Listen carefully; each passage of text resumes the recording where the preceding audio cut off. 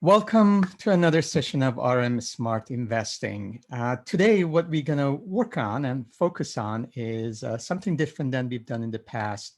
What I want to do today, I'd like to share some of my experiences as a portfolio manager, which I started 36 years ago, over 36 years ago, and I was actively involved for 33 years. And I call this Portfolio Management 101, basically because it's going to be more of an introduction, trying to keep it simple in the next hopefully 30 minutes or so. So the whole objective of this session is to see if you can become actually your own professional portfolio management. And by appreciating the process, would you actually hire yourself as a portfolio manager?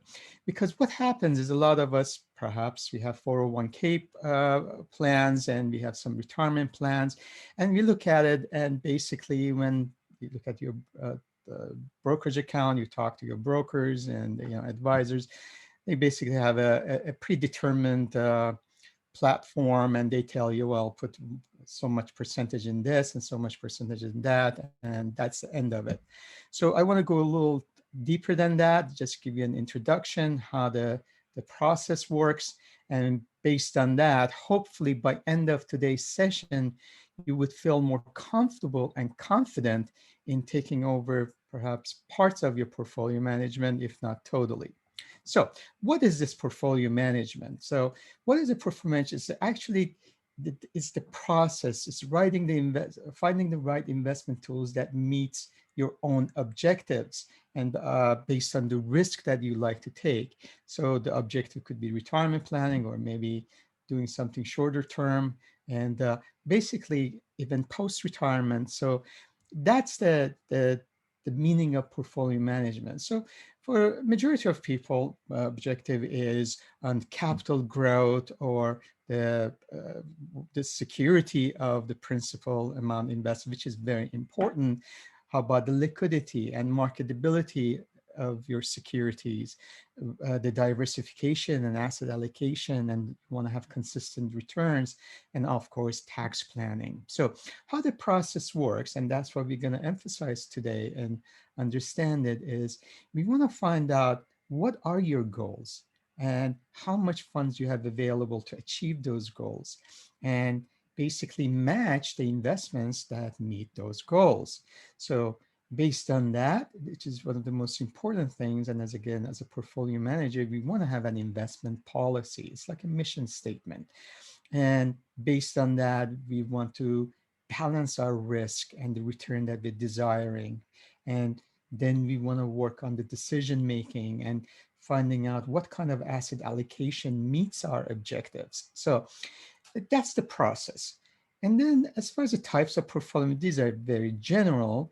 Some types are for majority of people is the passive investing. The activity is we choose a path and we try to stay with it. Some people like to be more active. So for our students, again, we've done a lot of more of active managements through different vehicles that we've done.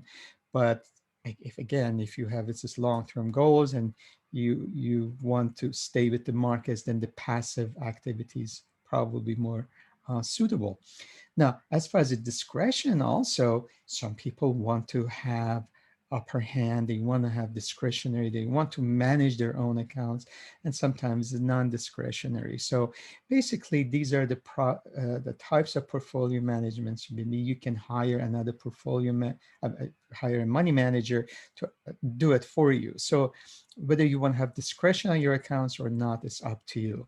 The thing we're going to talk about, again, we're going to mostly work on the meaning of it and the process, but we also the risk. As you know, if you're familiar with me, the risk management is probably the most important part. The position management, risk management is a very crucial in any type of portfolio that you're managing. So, and then we talk about a little bit about customization. So with that in mind, let's actually say that you are, again, your own client. So let's say you come to me and you say, well, I have this portfolio, and how are we going to approach this? So there is the first thing we want to do, we got to do profiling. We want to look at the situational profiling.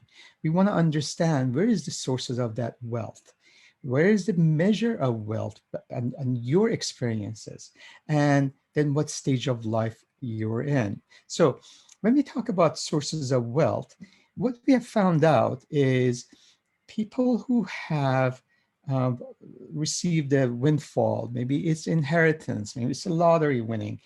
What happens, believe it or not, because they have not had any experiences with investing, they are not very familiar with the risk management, and those are the ones who become very susceptible to risk, and they are not very good in managing the wealth, because this money, they did not have the background, they did not have the appreciation of building wealth. And on the other hand, you have people, the entrepreneurs or people who have worked hard and they have actually accumulated, which majority of people are, they have a lot more appreciation, but also they become more risk averse. On the other hand, they're also willing to take risks. So it's uh, interesting situation in that they appreciate the risk, but they also are aware of the risk. Then measure of wealth. So when we look at uh, as far as your portfolio, for some people, a $10,000 account or $100,000 account is a huge amount of money. So for them, the measure of wealth stays in that limit. For some people, 100 million is not. So the measure of wealth, what you see yourself as wealthy, also dictates what kind of a portfolio you are going to manage and what kind of attitude you have towards your portfolio. And of course, the stage of your life, whether you are starting your career, you're perhaps coming out of college, you are, again, beginning of your career, are you in the midlife of your career, or you are close to retirement, or you are already retired. So every one of these require a different type of assessment. So let's again, we talk about the sources of wealth. So source of wealth, if you're an entrepreneurial activity, you are willing to take risk because all your life you have that attitude of understanding, for instance, how really this money had been accumulated, but you also understand the ups and downs. So you are willing to take risk. When it's inheritance, windfall, long employment, for instance, or like say government employments, we are unfamiliar with risk. So we have to take that into consideration. As far as a measure of wealth, as I mentioned before, the greater the perception of portfolio size, the greater the risk tolerance. That's the willingness. So when you think that this portfolio is large enough, then you want to take you're willing to take more risk. On the other hand, if you have a low need for spending relative to your income from the portfolio, then you are more risk tolerance. You have the ability, let's say in your retirement years, and you do have ample investment and your needs are met. So basically at that time, this is considered ability. So you have the spending need is low, the debt, mortgages, everything is paid for, then this is the ability, so you're willing to take that risk. Now, as far as the stage of life, as I mentioned, you're young or mid-career, close to retirement, each one, you have to have a different approach. As far as now, you also, if again, familiar with our teachings, is the psychology is absolute must in understanding trading, investment management, and portfolio management. And we all have different personality types. So we found out people who are methodical, they think about the whole process, they want to make sure they're doing the right thing, they are more conservative. On the other hand, we have people who are cautious, they're emotional, they don't do a lot of research and analysis, they don't want to lose the money, they don't like the volatility. So they are, again, conservative, they are more of a very long term, and they invest in the portfolio. They usually don't like to move around and they like to just stay with it, and then they don't like the volatility. On the other hand, we have people who are risk takers. There are two types. Again, we have the individualist, and that's one who takes action. He's on top of things. He's a thinking person, and is willing to take risk. And that's based on a calculated risk. On the other hand, we have spontaneous. And you look around in past year, what we've seen with the markets, for instance, based on the given environment, you see these people are taking risk, but they are emotional. What is the today's fad? What's going on? And they jump from one thing to another, and they take the volatility, and usually they're not very successful in the investing world. Um, One of the most important things we did with the clients was absolutely setting up an investment policy statement, which is very similar to like your mission statement when you do your business or when you have a plan. So basically, investment policy statement gives us a guideline. It gives us a process to follow based on what is our objective, what is our return, how much risk are we taking, how long are we going to stay, and basically everything is spelled out. So that's what I would encourage you. Even if you have your 401k, you want to have a 1 page or 2 page. Think about who you are and what keeps you up at nights. And then based on that, you can sit down and write again. It could be a 1 page, but you also want to understand what you need to do. And we're going to go in detail what your investment policy statement should consist of. So the first thing we do in this, we want to see what is our return objective. Now, when we talk about return, people say, oh, I want to make 10%, I want to make 8, I want to make 20%. But we have to be realistic. Now, there's two types of returns. Number one is the required return. And let's say, again, your objective is, let's say, retirement planning. And then based on calculations, you feel if you had certain amount of income, you feel comfortable to retire. And based on that, based on the amount of the return that you're projecting, you would say, well, I will be comfortable with this kind of return. So for instance, or this kind of a principle when I retire. So if your objective is retiring in, let's say, 20 years or 10 years, we want to see how much your investments have to produce in order for you to reach that goal. And that's called required return. On the other hand, you can say, well, I want to set up a foundation. I want to help the needy. I want to buy an island, and I want to buy a yacht. I want to travel around the world. So that's more of a desired return, which can be flexible. So we want to make sure we always meet our required return. And after that, we will work on our desired return. The second part of your, again, investment policy statement should be your risk objective, which is, again, for me, it's absolute importance. So when we talk about risk objective, it's not just a general thing. It depends on our personality and other things, but also our ability. We cannot have like a very limited account and say, oh, I want to be very aggressive and do this, and I want to invest in exotic investments. And so the ability is important. You have to have ability to take that risk. The willingness is the psychological side. You might have the ability, you might have to, you have all the basic needs are covered, so you are capable of taking the risk. But if you've had a bad experience, if your parents had a bad experience, if you have these bad memories as far as some aspects of investing, perhaps in equities or real estate or precious metals, you it's instilled in you. So you basically, we will need more education, hopefully, to find out the roots of it. And that's the willingness. So overall, we get a mixed ability and willingness to find out what is your overall tolerance for risk. One of the things in our, again, portfolio management was, believe it or not, the willingness trumped the ability. So let's say I have a couple, the husband, very aggressive, wants to invest. Um, Basically, they have the means, and the wife remembers how his father's and mother's assets were wiped out during a crisis, and she's not, absolutely not, wants to take any type of a risk. Well, that trumps till the spouse gets more comfortable. That's when, as a portfolio manager, you have to be concerned with that. So you have to look inside yourself. You have to look into what your, again, willingness is and what is your ability, and come up with the with the overall tolerance for risk. Now, that's the part of risk and return, but then that's not the whole picture.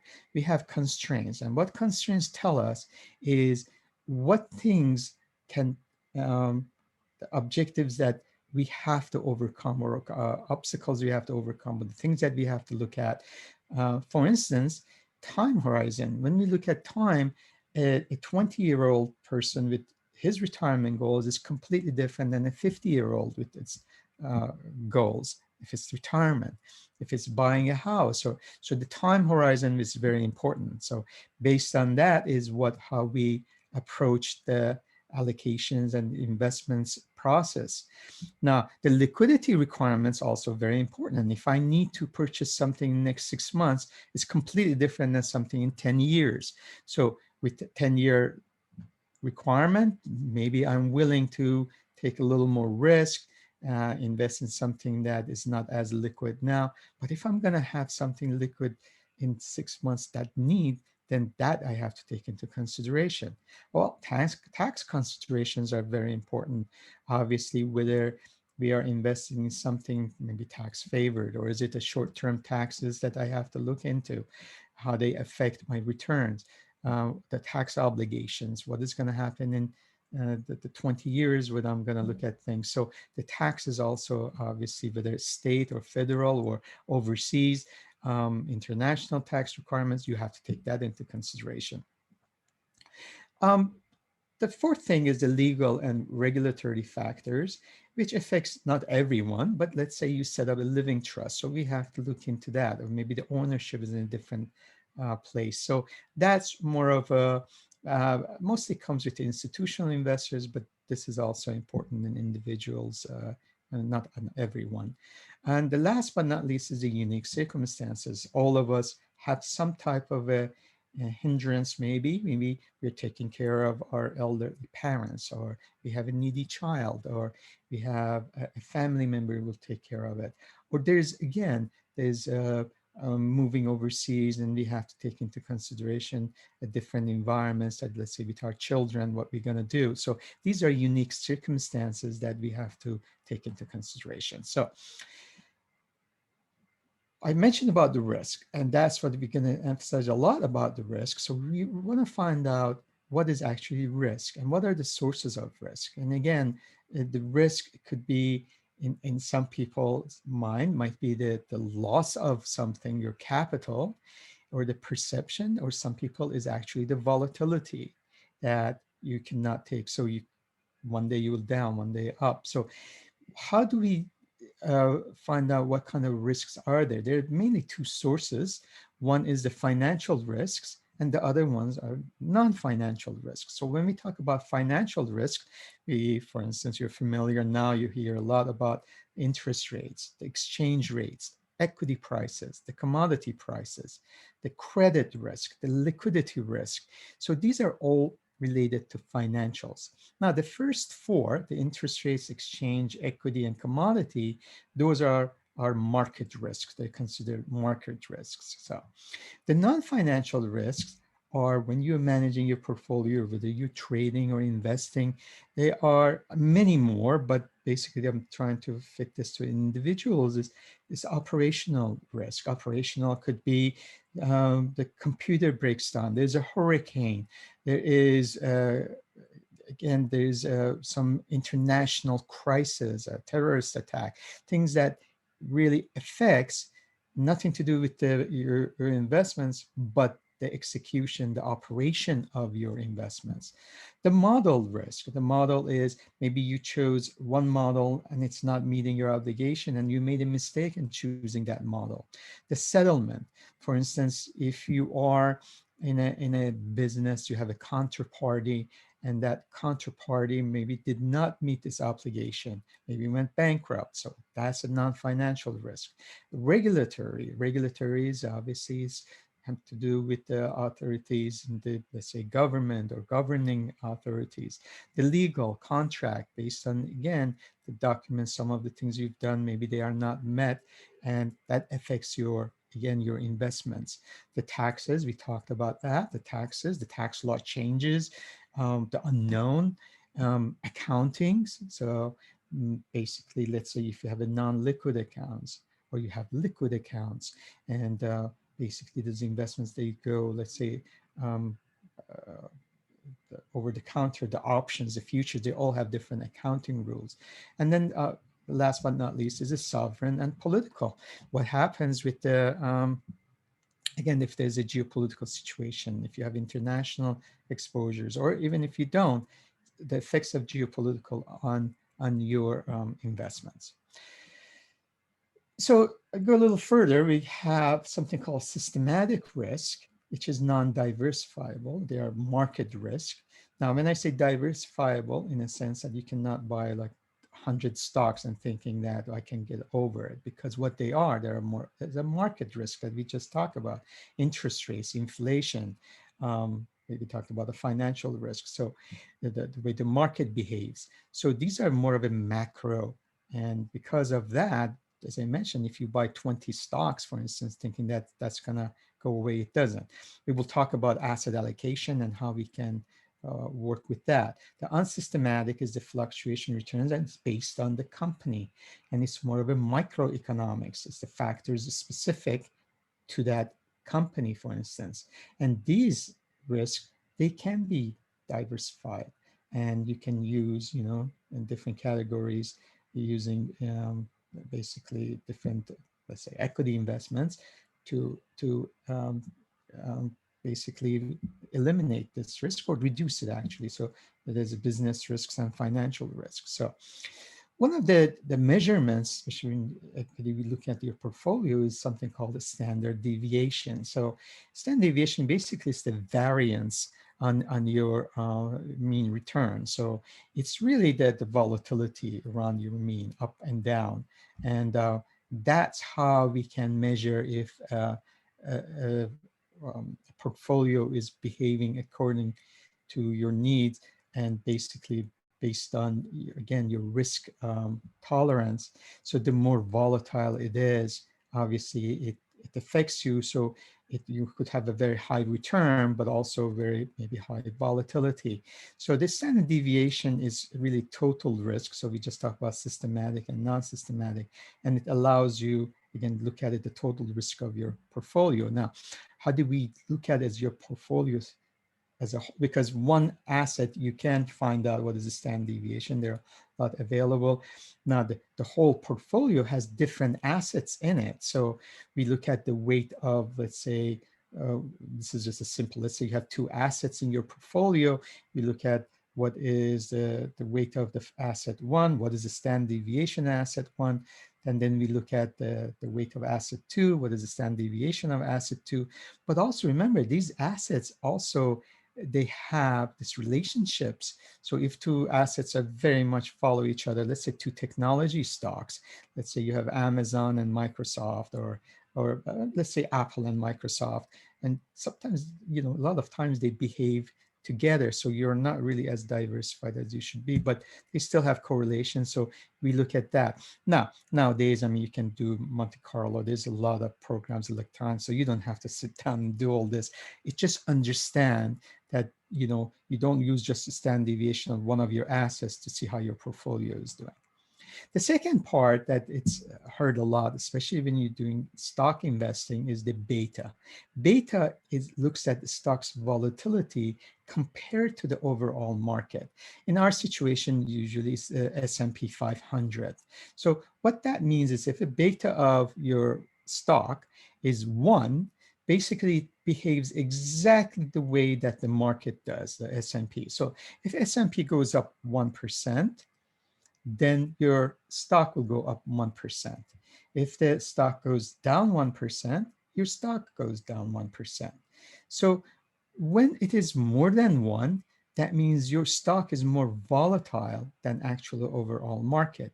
If it's less than 1, then it is more conservative. And if the stock market dropped at 1% and your beta is 0.8, then your account will drop 0.8%.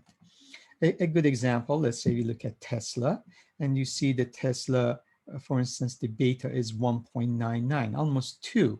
So that means for every 1% move in S&P 500, Tesla would move 2%. So either going up or going down. So now that we understand the risk side of things, how can we use diversification and asset allocation to minimize our exposure to one specific things uh, and one individual risk? So diversification helps us to kind of weather stormy times, although in very, very stormy times, when we had the 2008 financial crisis, when 1929 and 1930s, when we had the Great Depression, even when we had the crisis of 2020 COVID, majority of assets do get affected, but depending on different degrees. Majority of time diversification works in, again, not that extreme, but majority of time it does work. It gives you kind of a peace of mind to have consistency in portfolio returns. So when we talk about diversification, we are not just talking about picking, the traditional, they'd say, well, based on your age, put so many percentage in stocks, so many percentage in bonds, and so many percentage in cash. And that's a traditional diversification. Diversification goes a lot deeper than that. And basically, it can be across asset classes. And we talk about asset classes, it's like we talk about fixed income, we talk about commodities, we can talk about alternative real estate, we can talk about currencies and private equities and hedge funds, and of course stocks or equities. So basically that's the asset class. But we can also diversify to a geography. What I mean by that is a lot of people are more comfortable with the familiar environment, so they like to invest maybe in the local country. But if you want to make sure that you have taken advantage of maybe anomalies or the mispricing, or maybe currencies differentiations, maybe you want to invest in emerging markets, you want to invest in developed countries, maybe in Asia or Africa, or you look at Europe or Latin America. So that's the geography. So that's another type of diversification across time, and which happens a lot in the fixed income, but also do it if you have a option, for instance, portfolio, we can also do across time. What I mean by that is, let's say we look at the bond market. You could have a very short term, you could have a 3-month, 1 year, 2 year, 5 year, 10 year, 30 year, and ultra. So you can actually, rather than emphasizing putting all your money, let's say on a 30-year bond, maybe you can ladder it and put in different different maturities, or it could be also on options. For instance, when you do options uh, trading, rather than emphasizing just about 1 month, maybe you can do 1 and 2 and 3 and 6 months, rather than buying 10 contracts in one expiration. You can have maybe 2, 2, 2, and 4. So basically that's another one across time. Now, investing style, what happens is some people are value investors. There are a lot of successful investors who basically work on the valuation of the company, on the fundamental side of things. Some people are momentum investors, growth investors. So the investing style also has its own cycle and has own seasonality. And then when we look at asset classes, we can actually diversify more within that asset class. If it's equity, if it's like fixed income we can do corporate bonds, we can do mortgage-backed securities, or we can do treasuries and maybe sovereign bonds, and or look at the commodities, maybe you can do energy and precious metals. So you can diversify within an asset class. And the last but not least is the across capitalization. So we've had, let's say in the 2010s, for instance, we've had a lot of large cap investments did very well. And the small, especially small value investing was out of fashion. And now we can see like it started, like November of 2020, all of a sudden things are changing, becoming more, money was moving from large caps to small caps. So you also can have like a mid cap, you can have micro cap, and basically that's the diversification that you could use. Now, when you have all these diversification, whether it's different categories or different asset classes, or you have different even holdings within that asset class, you want to make sure you're aware of the correlations in your portfolio. And what correlation is? It's a relationship between the asset prices. And it ranges from -1 to 1. And like 0 means there's no correlations. 1 means they're 100% correlated. -1 means they're completely opposite. So one asset goes up, the other asset goes down. One good example, from 1970 to 1980, let's take a look at like 1973, when we had the crisis in the United States, as far as there was a political, then we had the OPEC, and basically the stock market dropped 1973, 74, and look what happened to gold. So the gold stocks completely went up, and basically you can see the stock market was going down. There was kind of similar time from 1976 to 78, similar. And after that, it's been in like 1980, it was a little lesser, but still you could see that outperform. So that's called, it's the low correlations. Or we can look at in 2011, how the dollar behaved if you were holding dollar compared to a stock market. And I just leave it up to you. You can see how when the situation, dollar was going down, the stock market was going up, and it made sense. Obviously there was more investments coming in with the weaker dollar. I have this graph. This is from Fidelity, just for your own education.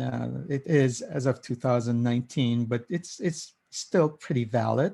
You can see how all the different asset classes are correlated each other, which is very important. Again, you don't want to have a holdings of things that, let's say in this red, you don't want to have all of your portfolio in something like this while they have such a high correlation. So you want to have it, especially if there's some portion of it should be blue. So when the market goes one way, your portfolio could actually absorb the risk on one asset by gaining on another asset. This is another example. This is up to December 2020 from Guggenheim. And also you can see how these asset classes are related, obviously. For instance, when we look at the commodities, you can see how commodities and currencies are related, or commodities and managed futures, or S&P 500 and commodities. You can see that investment grade bonds have actually negative relationship to S&P 500. So you want to have a portfolio, a well-diversified portfolio that, again, it absorbs the risks of one specific asset. And these are the explanations. I just want to give you more information. What is hedge fund, and what is global, what index they use. I also want to introduce you to something called Portfolio Visualizer, and I just want to have this so you can actually see that how you can personalize your own portfolio and look at what is the asset correlation, so you have a better understanding of the relationship between your holdings. So it's very easy to use. All you do, let's say you have 4 stocks and ETFs in your account. You have Apple, financials, XLF, gold, and bonds. So you look at that and say, oh, is this a well-diversified portfolio? Is there a good correlation between the assets, or is it a low correlation? So that means it's more diversified. And I looked at over, rolling over 60 months. So you can see that the correlations between Apple, XLF, which is financial, gold, and TLT. So right off bat, most of the time you see when the TLT goes up, or in this case, Apple most likely will go down. Or if the Apple goes up, maybe the bonds will go down. So basically, this is how you can see that, well, there's a pretty good diversification here. The relationship between, for instance, financials and bonds, which is very visible now, you can see that, oh, if the financials go up, if the rates go up, it's good for financials. That means the bonds go down. Now, gold has its own world. It has a very low correlations to anything else. So that's why it should be part of precious metals, especially gold, is a part of your portfolio. And you can see why the bonds are attractive in ways because of low correlation. So XLF gold rolling, I looked at past 16 months, for instance. You can see from um, it goes from 2010 to 2021, and every 60 months by looking at this, you can see how the correlation has been, and you can see XLF and gold have had a very low correlation, sometimes even negative and more negative. So um, now we're almost to the end. I just want to say that let's say you're looking at your 401k and you have some mutual funds and you want to see which fund is better than the other fund. There are many measures that we use, but the most familiar one and most used is Sharpe ratio. And what Sharpe ratio does, it says, okay, you cannot just say because of a fund has gone up 20% a year for past 10 years, you want to know at what cost and what is the risk. Are they taking a lot of risk and they've been lucky, they've been on the right trend and they've been making money? Or if the risk is important, you want to make sure that you see that the return that you're getting is based on how much risk. So obviously the higher the Sharpe ratio, the better it is, because that means your return based on 1 unit of risk is higher. So the simple formula is uh, the return of your portfolio minus the risk-free, which is now is really very, very low. You look at the treasuries and T-bills, and then you look at the standard deviation of your portfolio. So this is based on the volatility of the portfolio. And as I mentioned, the higher the Sharpe ratio, the better the performance. So if you're having 2 or 3 or 4 or 5 funds, you're thinking, oh, I have all these, let's say, small cap values, mutual funds. Uh, they all look good, but one is paying 15%, the other one has done only 13%. Well, Sharpe ratio says, granted, the 15% has done well, but it has taken a lot more risk. So when the teams turn around, they will suffer more. Majority of people, they don't look at it just, we look at the total risk and we're looking at the volatility, but the volatility could be up or down. So with standard deviation, you could have a performance of 30%, but it has been more on the upside. It's been going up. So that sometimes becomes misleading as far as the risk of your portfolio, because when we basically think about risk and volatility, we're looking at what is the chance of me losing the value in my investments, for instance. So the volatility is usually we look at the downside. Nobody will be upset if there's volatility to the upside in many ways. So there's something called Sortino Ratio, which was developed by Frank A. Sortino. And what he did, he looked at the downside. So he was looking at when we look at the normal curve, he looked at the left side, wanted to see what happens if there's if it's on the negative side. So he looked at only focused on standard deviation on the downside. So it gave a better understanding of what happens when things are not going our way. And that was, again, a lot of hedge funds that are successful, they usually use mainly on the Sortino because they want to protect the capital. So in this situation, again, you can see the rate of the portfolio. Now, this risk-free return is a little subjective. Again, Sharpe ratio use a risk-free return, but the Sortino is something called MAR, which is a minimum accepted return. In majority of times, a lot of people use risk-free return as minimum accepted. But let's say, if I say, well, I don't want to lose more than 2%, or I don't want to lose more than negative 2%, you can replace this risk-free by that number. And based on that, you can see how was your Sortino ratio. The last but not least, and again, this is the portfolio manager, I call it 101 because it is actually, we can go a lot deeper. We can, each asset class has its own management, portfolio management, risk categories. So I just wanted to, hopefully in 30, 40 minutes, to give you a better understanding of what portfolio management is.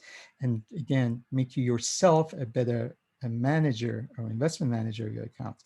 So once we have execute, if we put actually put our accounts and diversify the asset classes are chosen, we only have everything.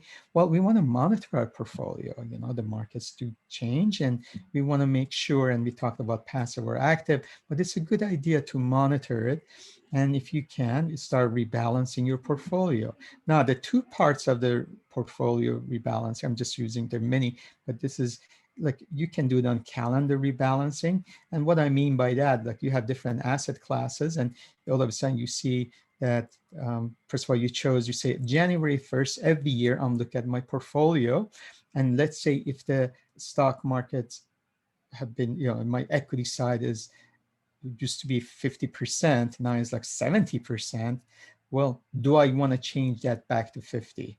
So you're selling the more appreciated assets and you're buying less appreciated assets. So these are the things you can do. You can do the recorder, for instance.